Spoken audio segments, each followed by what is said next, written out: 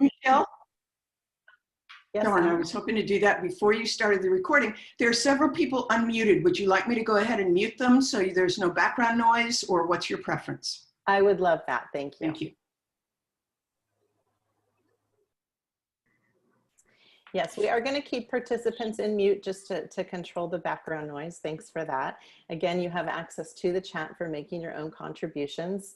To get us started, I am going to go ahead and first of all, welcome you to the Humanizing Challenge that's brought to you by CVC-OEI and @ONE, which is an initiative in the California Community College system focused on improving online education, which is now more than ever a critical topic that is important to all of us, and of course to serving the needs of our students, especially our most vulnerable students.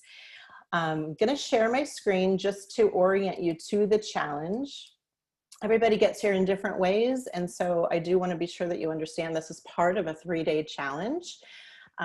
Stacy, if you could share the link to this URL in the chat, that would be great. We have 3 days. And this is day 1, and we're kicking it off with the anatomy of learning, sending cues of trust and belonging from the first click. That's what today's presentation is about. And then at 2:30, we'll be jumping into another session with Diamudra Dennehy and Gayatri Manikandan and myself, taking off our emotional armor, reflections from first-time online instructors. So if you're available to join us after this session, we invite you to do so. And then at the bottom of this page, we have self-guided activities for you to jump into on your own. We have a getting to know you survey that you can import into your course if you use Canvas from the Canvas Commons. I'm going to talk about this survey today in my presentation. And then we have some prompts here about unpacking your emotional armor. So that's something that we also hope that you'll participate in. And we have a link at the bottom that'll take you up to a Padlet, which is like a collaborative digital bulletin board that you can share a reflection on about your day from the day 1 of the 3-day Humanizing Challenge. And then tomorrow we invite you to come back again. We have a very special session at 11 a.m. Pacific with Fabiola Torres, talking about practicing radical love, breaking down instructor-to-student hierarchies. And then your activity after that day is to record, host, and caption a 2 to 3 minute imperfect welcome video. And then on Thursday, we're dedicating Thursday to the liquid syllabus, which you will also see a preview of today. We'll get deeper into the liquid syllabus on that day with a presentation at 11 a.m. Pacific. And then your self-guided activity for that day is actually to create your own liquid syllabus with Google Sites. And we have a resource that's going to walk you through that. So that's what our Humanizing Challenge looks like. I would like to acknowledge all of you for being here. I'm going to turn off my share screen because I really want to look you in the eye when I say this. I want you to know that I recognize how hard it is what you are doing right now. And I want to honor that. I want to value that. I would like to ask each of you at this moment to reflect back on your experiences since March and think of one person who has supported you in some way. That might be a friend, a family member, a colleague, maybe someone you follow on Twitter who you've never even met. But think about that person. And I'd like to invite you to click on chat and share the name of that person in the chat. If you don't want to share their full name, you can share their initials. It's up to you.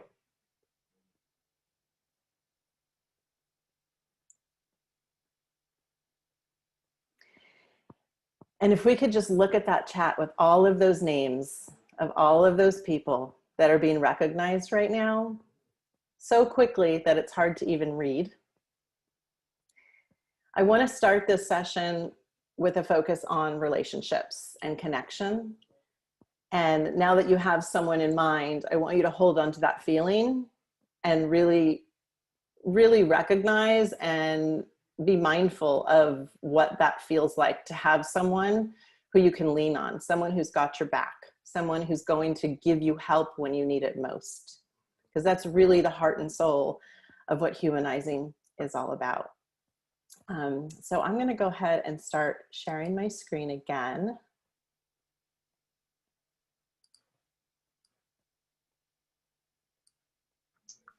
Thank you for sharing. Thank you for sharing those names with us. So the anatomy of learning, let me click past some of these intro slides here. If you are a Twitter user, I do want to invite you to use Twitter with the hashtag HumanizeOL to share some of your takeaways and reflections, and maybe even some resources that you have or that you learn about throughout this challenge. I will be searching that hashtag, following it over the next 3 days, and it's a great way to stay connected. And if you've never tried Twitter, and if you're game for trying another new thing, I invite you to go for it. I want to start my presentation by sharing a statement that I've written about what it means for me to be an equity-minded educator. Equity is at the heart of humanizing. It's what guides this whole conversation.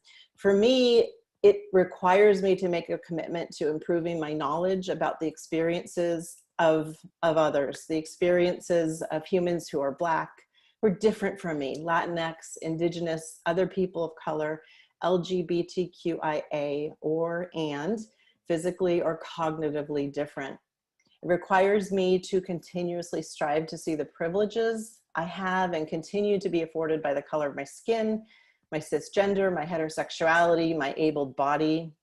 It requires me to intentionally connect with, make space for, and learn from my diverse colleagues who I acknowledge, and continue to make changes in my teaching practices, always making changes. Share equity-minded online teaching practices that work. So as I make changes and I find something that seems like it's making a difference, I share that. That's something that I am committed to doing. And remove my emotional armor and engage in conversations about race and ethnicity that make me feel uncomfortable. As a white person, I myself have never been taught to acknowledge that I have a racial identity. And so that's a space that I am living in now. And being part of those conversations is really hard. It's a lot easier to not be part of them, but I'm making an effort to do that. And it requires me to recognize that I will make mistakes. I will say things that I shouldn't say. I will do things that come off funky. And that's a good thing. It's something that I try to remind myself of every day, because if we don't make mistakes, then it's a sign that we're not trying new things. So this is hard. This is really hard. People say to me, oh, you look so calm when you present. You know, I'm not. I'm super nervous. And I want to acknowledge that, because I know that everyone right now is in this place of vulnerability with what we're doing with COVID, with all of the pressures, the unexpected pressures that it's placed upon us. And I'm very admirable that you have made the commitment to be here today and participate. So I want to start with this slide, which is perhaps one you may have seen before, but if you haven't, I want you to see it because it's very important. We know lots of things about online courses, but one of the things that we know is that the equity gaps, the racial and ethnic equity gaps that occur in face-to-face courses are exacerbated when courses go online, okay? I don't want to put that under the carpet. I want to start with it front and center so that we can be aware of this. What you're seeing here is a horizontal line across the top, which shows the statewide average success rate for online California Community College courses. This is a few years old. It's hard to get this data, unfortunately. And only our white and Asian students are above that. And when we look at our African American, our American Indian and Alaska Native, Hispanic, and Pacific Islander students, they all fall below that. Particularly, that gap between our African American students and the statewide average is about 15%. So those gaps, I want you to look at those as opportunity gaps. We are going to take a different approach. We're not going to say online is bad. We're not going to say some students can't learn online, because that's what a lot of people say. I've been part of conversations that have almost in the past in my teaching experience made me feel shameful for teaching online. I loved it, but the language that has been used about online courses is problematic. When a flower doesn't bloom, you fix the environment in which it grows, not the flower. I love this quote, and this is the mindset, this is the equity mindset that we're going to use as we move forward, thinking about that data that I just shared on the earlier slide. Online is not the problem. Lack of human connection is a barrier that exacerbates equity gaps in online courses. For me, when I started teaching, I remember where I was. I remember what room I was in when I heard about the distinction between course design and online teaching. The two are deeply intertwined, but the teaching part is something that we often don't talk about enough. And so that is going to be part of what we discuss here today, the teaching part. Once the course starts, how do we do that online? What is it? What might it look like? I'm not here to say that there's one way to teach online. Teaching is an art. Teaching is hard work, and teachers aren't supported enough. So I also want to say that. And when I share examples in this presentation, some of the work that I've done, I've been doing it for a long time, and it is my hope that it doesn't make you feel anxious or not good enough. I hear that from people too. Everybody enters this conversation at a different place, so please be mindful of that. When it comes to the anatomy of learning, let's talk a little bit about what that means. In higher education, we often really privilege cognition when it comes to learning, thinking, and understanding. This is part of a value that's embedded in Western culture. It goes back to the work of Descartes from the 17th or 18th century, the period that is remembered in Western history as the Enlightenment. It's also the period of colonization. And what we know about the way humans learn, however, is that that's only part of the puzzle. The other part is feeling and sensing. And we can't separate these two, because learning happens at the intersection of thinking and feeling. I have a book noted at the bottom of the slide by Laura Rendon, which I strongly recommend that you check out if you want to learn more about this idea. And what she starts to unpack more is the sense of duality that is a part of indigenous cultures that really acknowledges both of these dimensions of learning, which is often not the way we approach learning in higher education. And I'd like to start also by acknowledging a very brave and courageous student named Megan Corriere, who wrote a post for the @ONE website, which is linked below. @ONE stands for Online Network of Educators. And I'm going to read this to you. This is written by Megan about her experiences from last spring. While delivering content knowledge is important, teaching is about much more than that. It also involves addressing the social, emotional needs of students. Both professors and students can relate to experiencing varying emotions through this time. Listen to students and check in with us if you can, because we need to know our professors are there and that they care. We need to know that you are human too, and that we can come to you if the class gets too overwhelming for us to handle on our own. Megan continues, there have been many times that I have had to shut my camera off in class, have a good cry, and come back. We are living through unprecedented times, and now more than ever, it is important to have empathy, kindness, and patience. I have been seeing a lot of conversations and articles and both sides of the coin when it comes to cameras and requiring students to have cameras on. So just as I did when you joined the session today, you know, I invited you to join with your camera. We disabled it on purpose so that it wasn't on when you joined and you had the choice to turn it on. When students turn their cameras on, they're letting you into their homes. They're letting you into environments that they may not feel comfortable sharing. There's lots of reasons why you didn't turn on your camera. I bet some of you have kids screaming all around you. And that's something we also hear from our students. Some of our students don't even have homes. And that's something that can be revealed through sharing a video camera. So this is something we want to be mindful of and think about how what we do in our classes foster trust. Because trust and safety are really important more than ever this coming term. I'm not an expert in trauma, and I don't want to pretend to be. There are other people like Karen Costa, who has a resource that she just shared last night. I grabbed it off LinkedIn and I wanted to add it to this list. But trauma changes the brain. It affects the executive functioning and self-regulation skills. They're completely derailed. And when a person is experiencing trauma, they're in flight or fright mode. Did I say that right? I always say that wrong.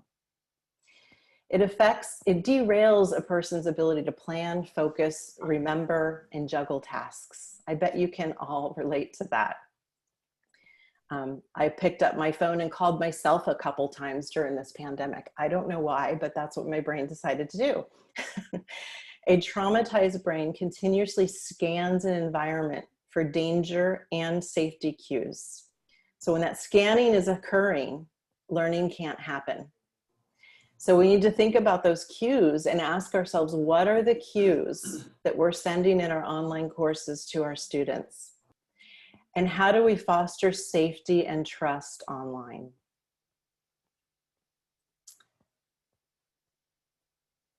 So what is trust? I love this definition. For those of you who know me, I'm a big Brené Brown fan. And I got this definition through her video, The Anatomy of Trust, which I realize is actually how I got this title for this presentation. But this quote, trust is taking something important to you and making it vulnerable to another. When I first heard that quote, first of all, it gave me chills because I never really thought about trust in that way. But when I started applying it to teaching, it made me recognize how much we do in our courses that expects trust from our students, right? What do we do in our courses that just simply from the beginning expects them to trust us? Trust is something that has to be developed. And one of the best way to develop trust is to actually take something vulnerable to you and share it with another person. Instructor-to-student relationships lie at the heart of humanizing. Online courses serve as the connective tissue between students, engagement, and rigor. So this bigger quote here, we're talking about starting a course with trust and safety, building instructor-to-student relationships, and then leveraging those relationships for engagement and rigor. So keep that in mind because that's basically the trajectory that we want to follow here today. It is true, folks. It is true when we teach online that our students, it's so much easier to just see our students as names on a screen. And I bet you're feeling lost at that if you've never taught a fully online course before. But it doesn't mean that you can't get to know your students. It does mean that the less we know about a person, the more we make up, and we have to be very cautious of that. There was an online study that was released last year from Stanford, scholars at Stanford, that examined online courses and found that instructors were 94% more likely to respond to discussion posts from students who they perceived as having a white male name. It was stunning. So the less we know about people, the more we make up. Our students are not underprepared. They are prepared differently. And in our courses you have, and this very much also depends on the institution that you teach at. I'm speaking to California Community College faculty. We serve the most diverse student population in the world, 2.1 million students. We have a significant number of students who are housing insecure, who are food insecure, and also are a racial or an ethnic minority. And so I want to address this idea of the dependent learner and the independent learner. There are a mix of both in your courses. And when we think about who succeeds, I want you to keep this in mind. The dependent learner is unsure about how to tackle a new task, needs scaffolding to complete tasks, will sit passively and wait if stuck until the teacher intervenes. The independent learner possesses cognitive strategies for getting unstuck, attempts new tasks without scaffolds, has learned how to retrieve information from long-term memory. When you have dependent learners who don't feel that they trust their environment and don't know there's someone out there to help them, they're not going to advance. They're not going to progress in the course. And every human starts as a dependent learner. We know from studies that education is not neutral. Classroom studies document the fact that underserved English learners, poor students, and students of color routinely receive less instruction and higher order skills development than other students. This denies students the opportunity to engage in what neuroscientists call productive struggle that actually grows our brain power. And as a result, a disproportionate number of culturally and linguistically diverse students are dependent learners. So keep that in mind when we look at those equity, the equity data that we started with. We need to know who's on the other end of the screen. We need to know the diverse stories, realities of our students, but they also need to know us. And when we share who we are, it helps them to build trust. It helps them to lean in. And you know what? It's going to make teaching your online courses so much more enjoyable. As we get to know our students, we start to recognize those mindsets. And the more we know about those mindsets, that self-doubt, stereotype threat, imposter syndrome, the more we can interpret things differently, like assignments that are submitted late. Maybe that's a student who just needs a little encouragement and a nudge. Maybe we want to reconsider giving a 0, right? Maybe we want to reconsider that late policy. So what course design features influence online community college student performance most? This is from a study from 2016. These researchers examined a variety of different course design features, and the one that stood out as having a significant impact on student grades, higher student grades, was quality instructor-to-student interactions. I want to stress here that I said the word quality. Quality, instructor-to-student interactions, not quantity. And the way that the study, based on the student data, determined or defined quality was when a student knows that there's an instructor who cares about their learning. So we're going to watch a couple of videos now. And if someone could, Helen or Stacy, keep an eye on the muting. I'm hearing a little bit of background noise. I'm sorry, I get really distracted by that. We're going to watch a couple of videos. This first one is from a student in an online course. It's very brief, but I want to have you hear what he says and think about that difference between quantity and quality instructor-to-student interactions. I can see that a professor isn't trying to interact with the course, and it's just little things like the automatic announcements that only show up at 12 a.m. on a Sunday. Like, you know, it's all automated. They're just not, or you leave a question and ask the professor and 3 weeks later you get a response. Like, that's when I start to judge, like, I just wish you wouldn't be here. Like, I wish you would focus your energy somewhere else because I'm not learning anything. But yeah, so that's the only judgment, is when you're not doing anything. We don't care when you make mistakes though. As you listen to Matthew's comments, you know, you can hear how he's pushing back on that environment, right? He's not motivated, he's not engaged because he feels like his instructor isn't engaged. It's not to say that we shouldn't use automated communications, and that's not what I'm saying. I think we need to lean on things to help us be organized, to be sure that communications do get out, and that's a great strategy.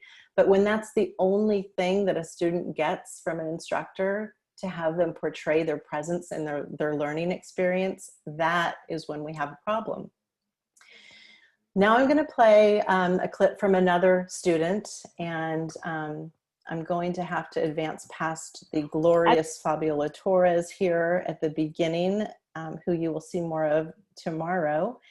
And I want you to hear this student speak about her experiences and contrast it with the experiences that we just heard. I feel that when the instructor assigns or gives us a due date, I feel that we need to be cognizant of that, respectful of that, and do our very best to get it done. However, there's the juxtaposition there is that we are taking online classes because we have life outside of the classroom. So the very reason that we are taking this communicates what we expect. Things happen. So being able to have that connection with your instructor and obviously be reasonable. For me, I was traveling a lot to see my mother-in-law who wasn't well, and we were getting stuck in airports, and I carry my desk everywhere with me, my little laptop and everything. And I also suffered, I had an accident where I suffered a TBI. I got in line, and I'm going to give her a big shout out, Cynthia Volhausen from Costa College.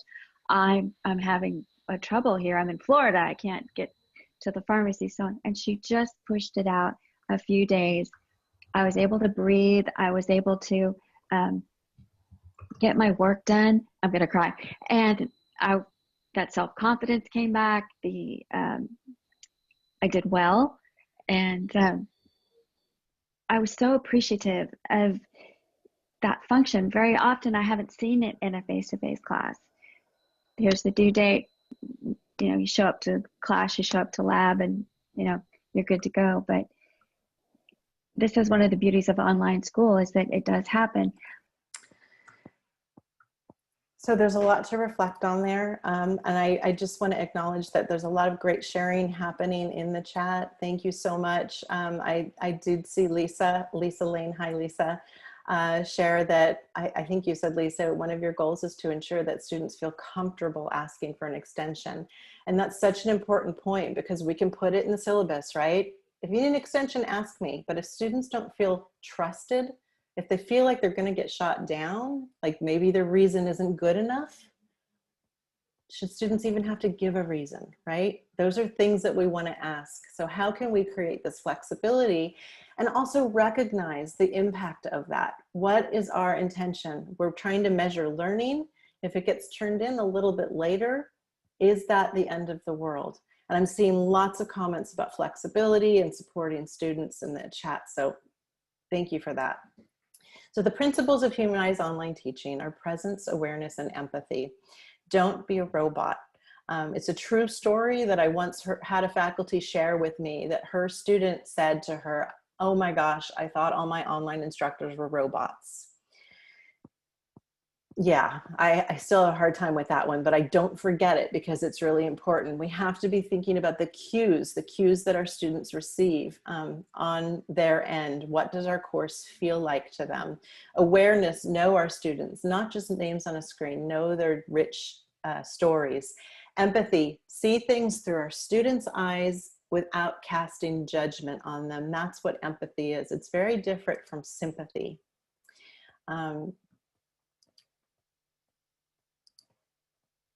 Sorry about that. The other important part that plays into relationships is what we know about validation theory, again, from the work of Laura Rendon, going back earlier to the 1990s. Validation theory is often used in teaching environments face-to-face, and we have to apply it to online too. These are just good teaching practices, and we need to see how to make things happen online, which I am getting to. So from her work, we see students with a tremendous amount of self-doubt who move from, I can't do this, to, hey, I've got this.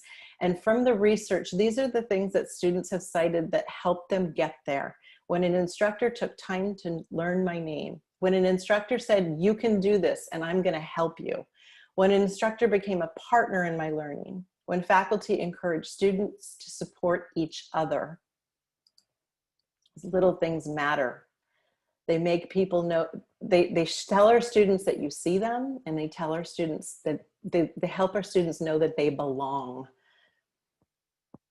Warm demander pedagogy is from culturally responsive teaching, and it's how we move a student from a dependent learner to an independent learner, going back to that idea.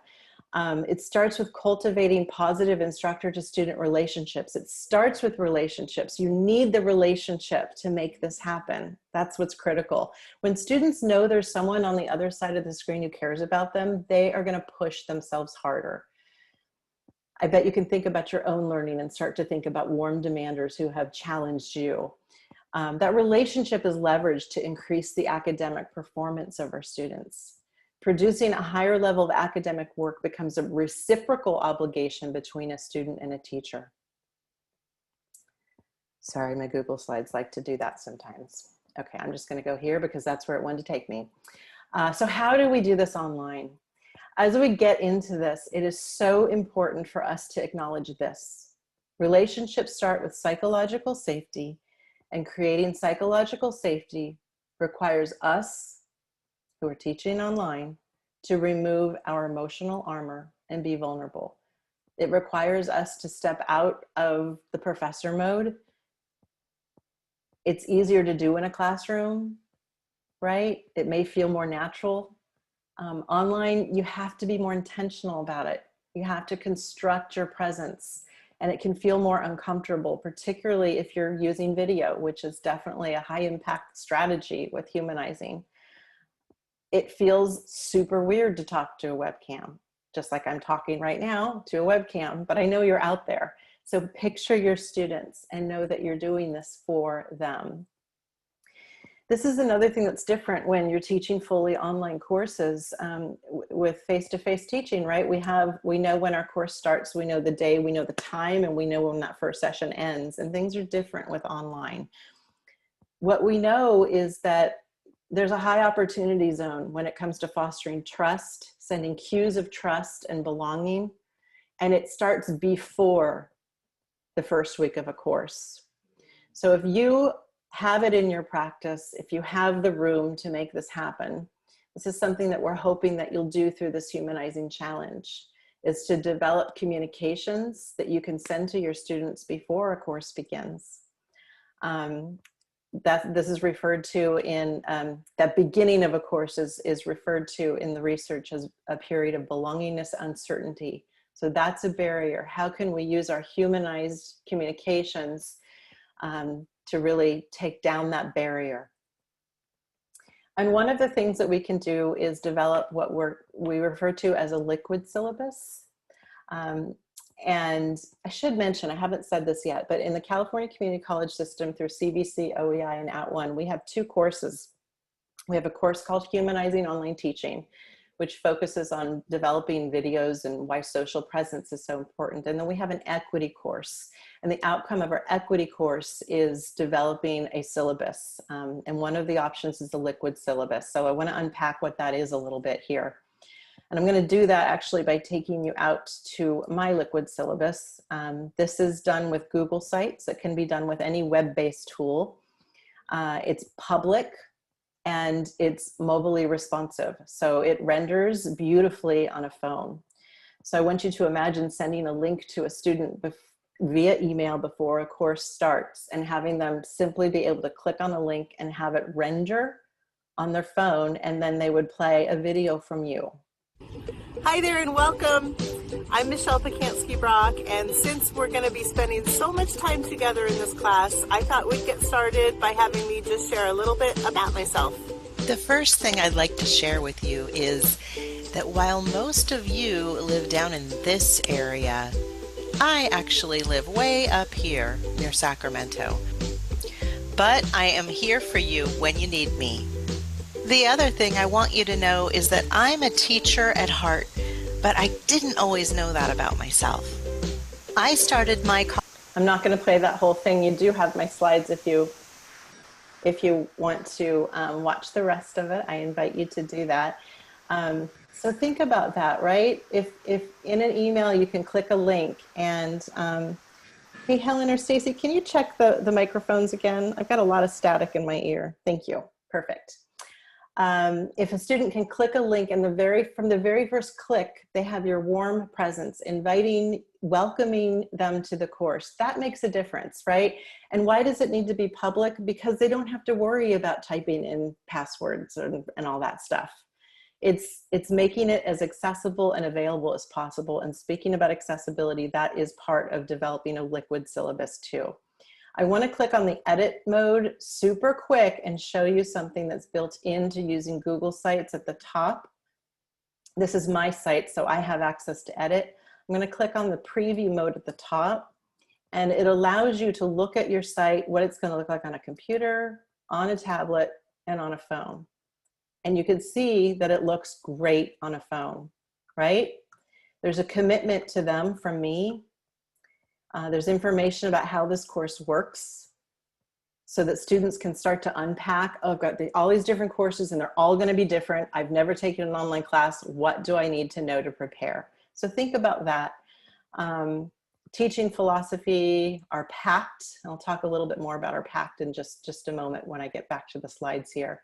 So that's what a liquid syllabus is, but it's not just about a technology. It's about rethinking that syllabus and writing it in a way that uses supportive, hopeful language, tips for success, so students know how to be successful, public, it's phone friendly, and again, it starts with your warm human presence, and it's an imperfect video, imperfect, because human is not perfect. You can also tell stories in your course. Tell stories, being vulnerable, like I started telling in that video, right? I told a little bit about how I knew that I loved teaching so much. Telling that story breeds empathy in your learners, and empathy makes connection. That's actually been proven with neuroscience. It's called neural coupling, and you can go ahead and look that up if you want to learn more about that. Telling stories is also a culturally inclusive teaching strategy. So let's talk a little bit about that Pact. Creating a learning pact it sends the cue to your students that you are a partner in their learning from the very beginning. And this is a pact I include in that liquid syllabus. I know all my students aren't going to click on that link and view it, and that's not the point. I include this also in the course when they get there. The pact lists what I expect from my students, and it lists what they can expect from me and what I will expect from them. It's clear, expectations are up front, and I'm not going to read this out loud. You can read it on your own, but I do want to point out number 8 on both lists. I asked my students, is there anything else you'd like to add to this list? And I include this in Canvas in a discussion. And I ask students to either leave a reply in which they agree to it or leave a reply in which they want to add something to either list. And then that becomes a conversation. This is my course homepage, and I want to show another way to use video.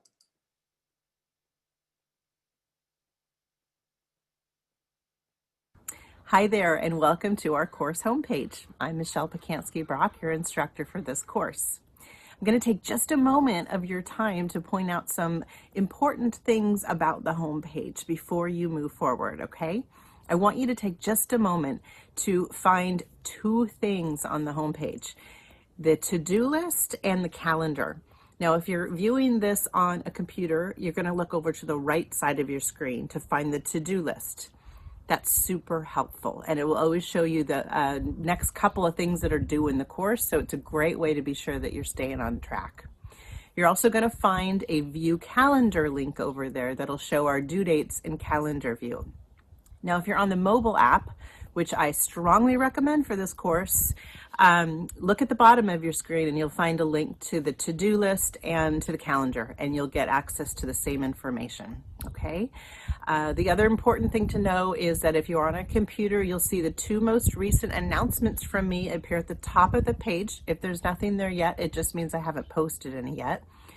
And if you're in the app, you need to click on announcements to access those. That's it for now. What I want you to do now is just go ahead and click on the Start Here link. That's going to take you to the first page in our orientation module. You'll use the Next button to navigate through the module, and this week you are going to complete both the orientation module and module 1. That's it for now, so let's get going and I'll see you online. I want to point out that I recorded that with my phone. And I think you folks can see me right now as I'm speaking. I hope you can. If you can, this is the little tripod that I used. There's lots of different tricks. Someone pointed out that you can use rubber bands to tie a phone to something to hold it steady. If you have a selfie stick, that would work. Mike Wesh has a video where he shows himself using tape to tape it, like good packaging tape, to a glass door so the light comes in and illuminates his face. You're going to learn so much more about video tomorrow with Fabiola Torres, who is here. Thank you, Fabi, for being here and for contributing in the chat. There were a lot of questions about a liquid syllabus, and I do want to point out, someone said, can I use that in Blackboard? A liquid syllabus, it's a website, so it's a link. It's a link that you can include in as many different places as you want. Just about 30 minutes before we started our session, I saw this tweet from Lynn Serwin, who said, creating a schedule for your students so that they know when, why, and how is the key to successful online teaching. And she shared a graphic by Mike Wesh, who I just mentioned a moment ago. And this is the graphic that he shared. And that's an interesting idea, right? Maybe along with providing a day-by-day, like this is what's due when, a schedule for the week, or a suggested when you should do this, when things are due, provide it in writing. We could also provide it in visual form. And then Ken Bauer replied and said, I really love Mike's work, but I wonder if we need to be careful to also model rest in our planning. And I thought that was a beautiful comment, and I definitely wanted to include that in this conversation so that we can be thinking about that. A Getting to Know You survey, which is one of the self-guided activities for today for the Humanizing Challenge, is a simple survey that students complete in the first week of a course. By sending this survey, by having students complete the survey as an assignment that they get points for, it gives them confidence early in the course to do something simple, and they see that they have points, so that's a bonus. It also lets them know that you care about them because you're asking about them.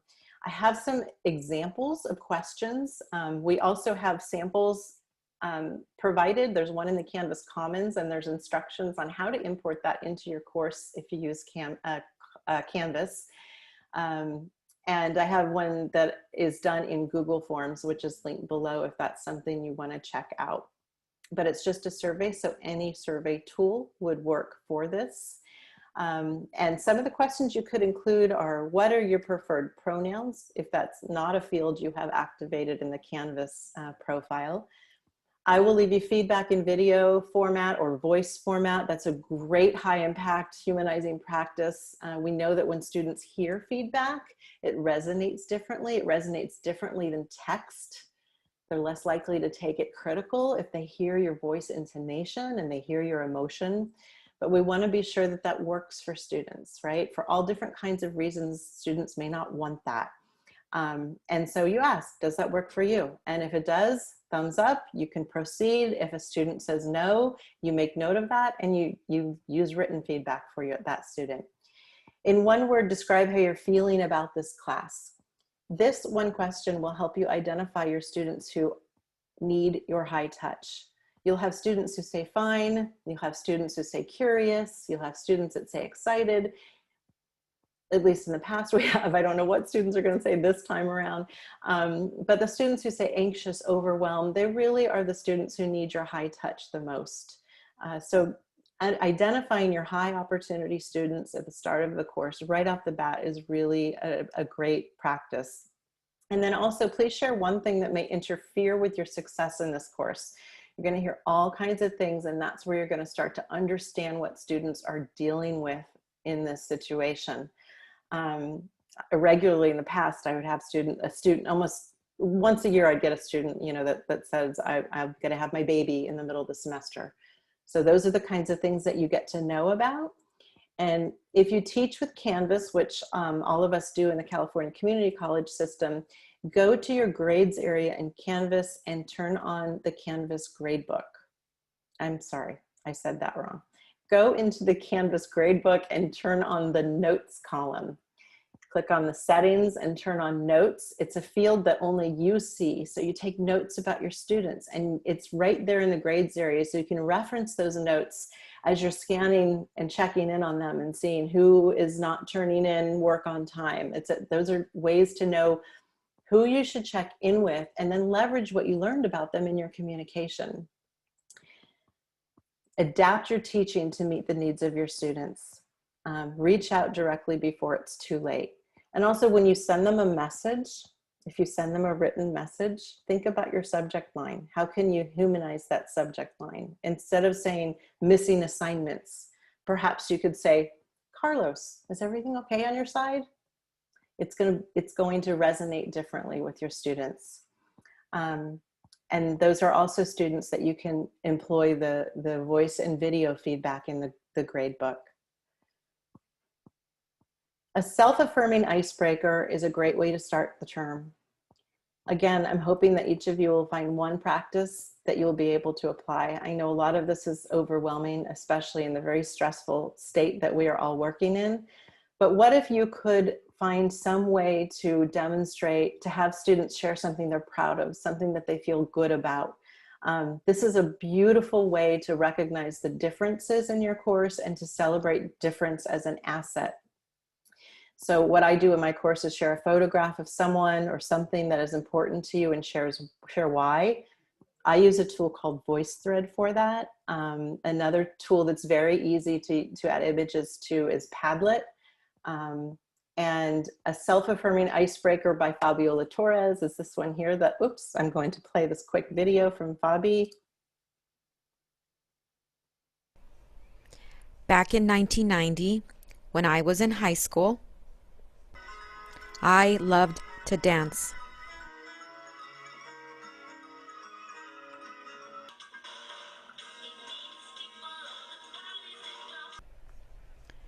Today,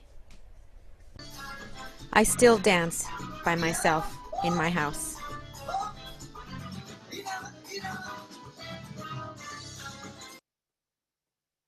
So what do you still love to do? And invite students to share that.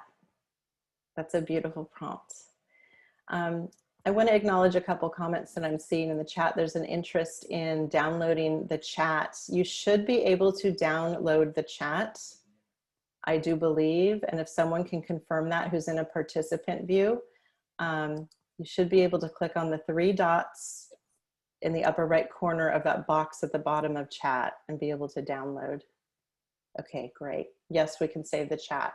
So save it now if you want to reference it later. It's a simple way that you can meet your own needs. Thank you. I'm sorry if I'm going too fast.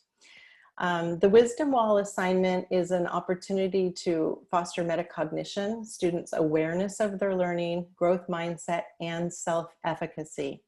It's a simple concept and you can use it in lots of different ways in your course. The way I use it is in the last week of my course, I ask my students to reflect back on the beginning of the course. And I ask them to think about what they know now that they wish they had known then. And I tell them, I ask them to record it. I use VoiceThread. Again, you could do this in lots of different tools. You could do it in a VoiceThread. I mean, a discussion. You could do it in a Google Doc. You could do it in a Padlet, which I'll show in a second. But the concept is that you have them share that. So they're stepping into the role of an expert. They're talking about things that they know, and they're sharing feedback to their peers. And you let them know that whatever you share, you're going to share with your incoming students the next time. This is actually a link to the VoiceThread. If you want to click on it from my slides, you can open it and view it on your own later. You could use this for exams or major projects so that students can learn from each other, so that they can see students who remind them of themselves, so they can hear students who are going through the similar struggles that they're going through at the time and pick up effective strategies. Those student voices resonate very differently with students than instructor voices do. And this is by the wonderful Laura Gibbs from the University of Oklahoma. She calls hers an advice wall, and it functions much the same way. And this is what Padlet looks like, P-A-D-L-E-T.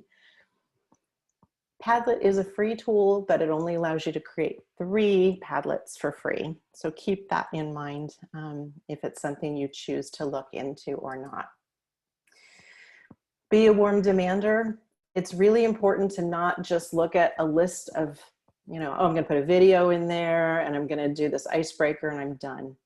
Those are things that will foster trust, that will foster relationships, but that warm demander, the pedagogy that you use to interrogate your teaching as the class moves forward is really important.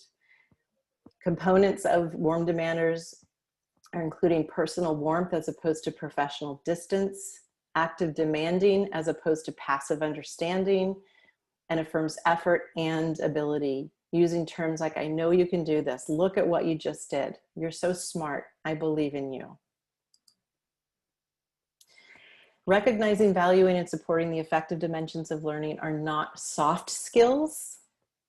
This is hard and courageous work. They are components of anti-racist pedagogy. They create belonging for everybody. They ensure learning is anchored in psychological safety and positive relationships, and set the stage for transformative liberatory pedagogy, which you'll learn more about tomorrow from Fabiola Torres. So humanized online teaching, cultivate trust and connection through human presence, be a partner in your students' learning, get to know your students and identify your high opportunity learners. Make your students' experience part of the learning environment and make their learning progress visible. And be a warm demander. Again, as I said at the start, I hope I said at the start, it is my hope that you've taken one thing away from this. And if you're in that panic mode, that trauma mode, take a deep breath. And I would really like to hear from some of you about questions. And also remind you that at 2:30 today, we are going to have our next session, taking off our emotional armor. So I'm going to stop sharing now, and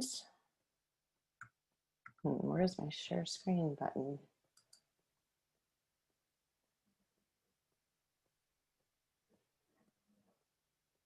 Maybe I'm not going to stop sharing. Stacy, can you stop me, like try to share and stop me from sharing? I seem to have lost my Zoom bar, got lost, I think, in the space between my monitors. It's only on your screen, Michelle. I don't think Stacy. Yeah, I don't think I have it. If Stacy, if you try to share your screen, doesn't it let you take over since you're the host? Yes. Michelle, while she's doing that, someone asked if Does that work? If they can have permission to share your slides with other faculty that weren't on the call. Yes, absolutely. Absolutely. My slides are shared. Thank you so much, Stacey. That's better. My slides are shared with a Creative Commons license, so you're welcome to reshare them without my permission. That's not a problem at all. And in any reuse of any of the slides, if you could please just be sure to attribute me. That's all I ask for. So other ideas, practices, I know there are so many people on this call that have lots of ideas to contribute. If you'd like to click on participants and raise your hand, so click on participants in the bottom toolbar and then choose the raise hand feature.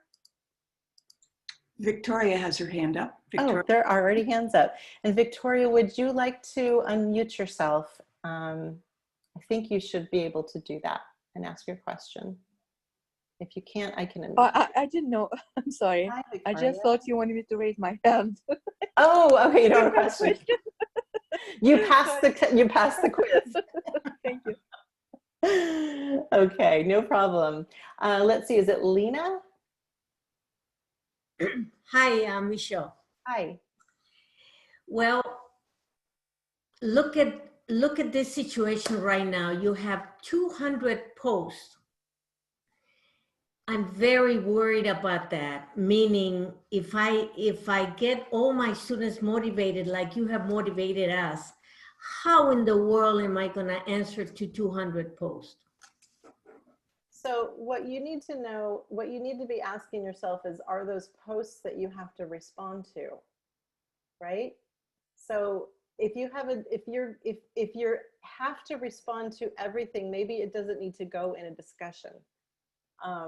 I think that making the shift to online, that is a really important point. And it's not, I often hear from faculty that they fear they're opening the floodgates. That's not what this is about. It's about getting the students to lean in and share who don't share. So it's far more common for students to not contribute in online courses or to not share their concerns. So I have never had that experience with, you know, all of a sudden, all of these students are coming to me, and it's not like that. That has not been my experience. I have students who try very hard because they know that I expect that of them, and they try very hard. And when they can't do it, they come to me and I'm there for them. So I think that it's important to try this and see how it goes, and to not be afraid of that. That's the best I can say. And if someone else wants to respond to that, I definitely would encourage another reply. Ed is next. Yeah, could I just note that Kara has said something great that you can do with discussion board posts. So if you're using a discussion for your discussions, I mean, that's like as an assessment, as a formative assessment or some kind of assessment, a great thing to do is to do a summary of what was said in the discussion and share that in an announcement with the course. Thank you for sharing that. And Helen, I'm sorry, I interrupted you. No, I was just saying Ed is the next one with his hand up. Hi, Ed. Oops, I pushed the wrong button. I'm sorry. No, my hand is down. No problemo. No problem. Let me just say, this has been a tremendous presentation that you've made. It's really made a difference in my thinking. Thank you. Oh, thank you for sharing that. Even though I cold called upon you there, Ed, thank you for your contribution. My apologies. And I'm going to ask Richard to unmute. Richard Hankins. Oh, hi, everybody. How you doing? Can you hear me? Yeah, we can hear you. Okay. Yeah, I was really impressed by the presentation too. I read about that Stanford study myself a few years ago, and you know, clearly we have to be tolerant. We have to be supportive of all of our students, and that came through from your presentation extremely well. And I appreciate you for your presentation. Thank you, Richard. Thank you very much. I appreciate that comment. And we have time for maybe one more. Solange. Hi, Michelle, thank you so much for this presentation. I am teaching a course this fall, somebody else's course that was taught a year ago. I received the Canvas shell, and I'm going through every week of all the assignments, and there is 0 human contact. The whole thing is 100% online, And I don't even know where to begin to even integrate this human experience. Okay. So it's hard for me to respond to that mindfully in a short response. But I would say start with the practices that you're learning here with the Humanizing Challenge. Start by developing a brief welcome video and a liquid syllabus, because not only does that start your course off with the cues of trust and belonging, you're going to develop the skill to create those brief videos. And those brief videos can be brought into your course to really bring your presence into your teaching throughout the course. You could record a video once a week as a check-in. You could record I'm talking like the videos I showed you, super brief. If you have a webcam or a smartphone and a YouTube channel, that's all you need. And the YouTube videos do not need to be public. I want to make that very clear. You can list them as, you can share them as unlisted. Those skills are skills that you can bring into your course in a variety of different ways. So I would encourage you to think about that. The rest of the course design, there's some great course design rubrics out there, like the CVC-OEI course design rubric, that you can use as a guide as you teach the course and reflect on some of those standards of course design and make improvements in the course based upon that. So it's a lot of work, but it is important to make it your own so that you yourself can feel engaged with the course. Thank you. Good luck to you. Thank you. Michelle, can you remind people where the video recording will be posted? Yeah, I'd be happy to do that. So on the website for the Humanizing Challenge for today, I'm going to put the link in the chat right now. This is the challenge page for today. When this archive is available, I'm going to put it right there. So you don't have to go looking for it. It will also be on the @ONE or Online Network of Educators YouTube channel. Okay. Thank you for being here. Thank you for starting this challenge with us all. And we have our next session coming up at 2:30. So I'm going to jump off Zoom now and take some deep breaths and get some air and be ready and mindfully present for that next session at 2:30. I hope you can join us. If not, we understand. Get back on. Michelle, how do we get back on it?